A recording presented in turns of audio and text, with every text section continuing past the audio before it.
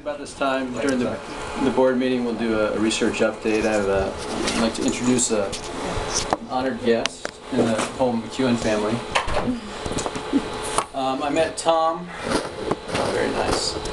I met Tom a couple years ago after Frank Doyle gave a talk at Raytheon about some of the research we're doing with the artificial pancreas, and he called and said he's got a son, Ian. At the time, you were probably recently diagnosed. Yeah. Diagnosed at age 9 with type 1. And we started talking. They've both come by to some of our artificial pancreas trials. And Ian is an avid cyclist and got introduced to Team Type 1. And we've introduced him to Phil Sutherland. And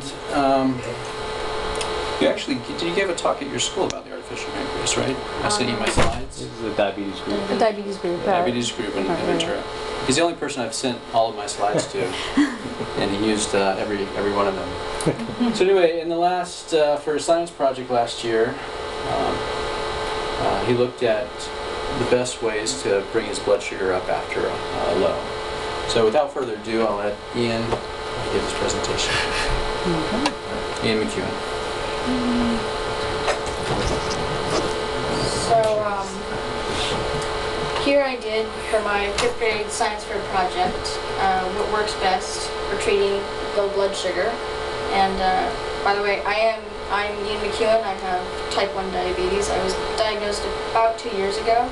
So I figured I'd do this and it would be an okay thing to do for my 5th grade science project. So one of my objectives here would be just to find out which food would work best to raise low blood sugar, because that's something that, as an athlete, I experience fairly often. So I wanted to know what would work best. So I did this, and that was one of the reasons I did it. Another one would be to educate people about type 1 diabetes. Being that most people know about type 2 and think, oh, well, exercise works to just, exercise would work to cure it. Well, they don't know, like with type 1, how you're insulin dependent and you need insulin to survive, and it's not just something that you need to get better. I also compared the blood sugar response with these different foods here with both type 1 myself and non-type 1 my mom, and I think that's okay.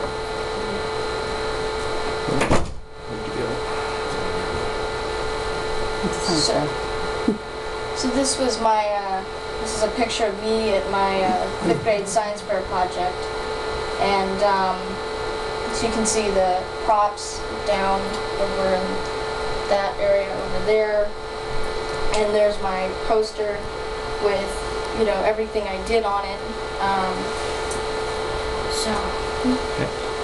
So what I would do for my procedure is I first eat 15 grams, or I would check and record my starting blood sugar in the late afternoon, because that would be after lunch, and usually when I didn't have any carbs on board that were still in my system that I had to worry about that might affect the blood sugar results in the test.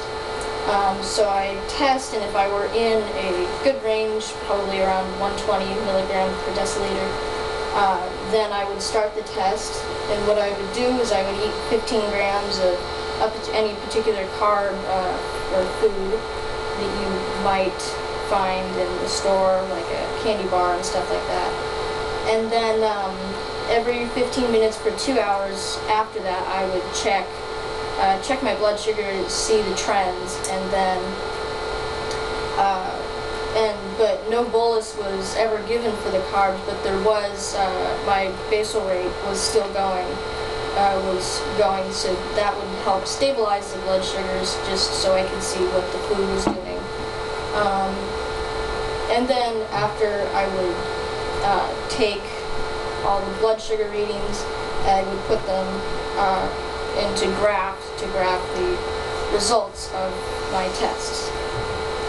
So this is one of the graphs from me, and you can see on the side here, these are the changes in blood sugar, and on the bottom it is the time of the tests that I tested.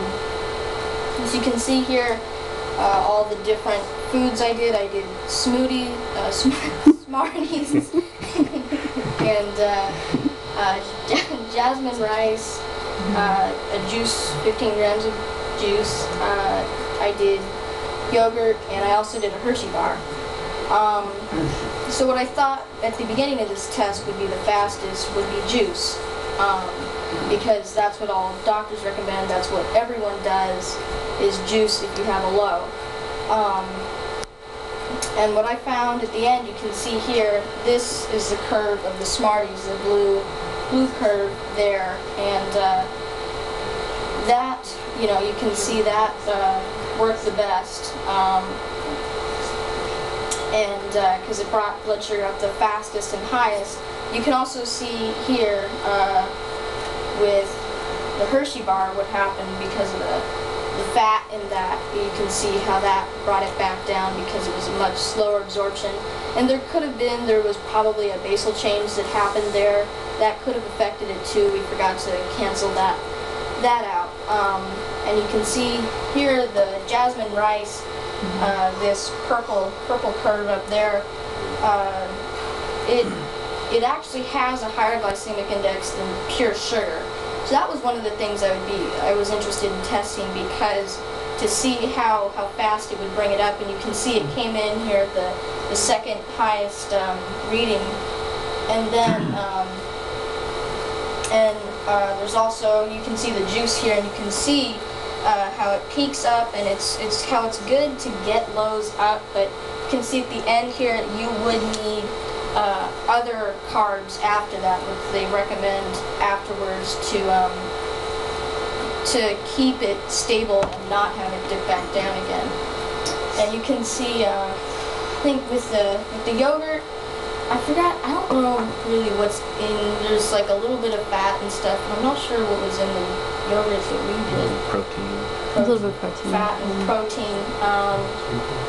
So you can see here, it took it up a little, but it's probably not something I would use to treat a low. I think. So this is the changes in blood sugar for my mom, a non-diabetic, and you can see the blood sugar changes are within the plus or minus of 30 milligrams per deciliter. So you can see how the human body, the natural pancreas, how tight of range it keeps it in. And you can see here as well, the Smarties did bring it up pretty good, but there's not all of the foods came in lower than the starting blood sugar. So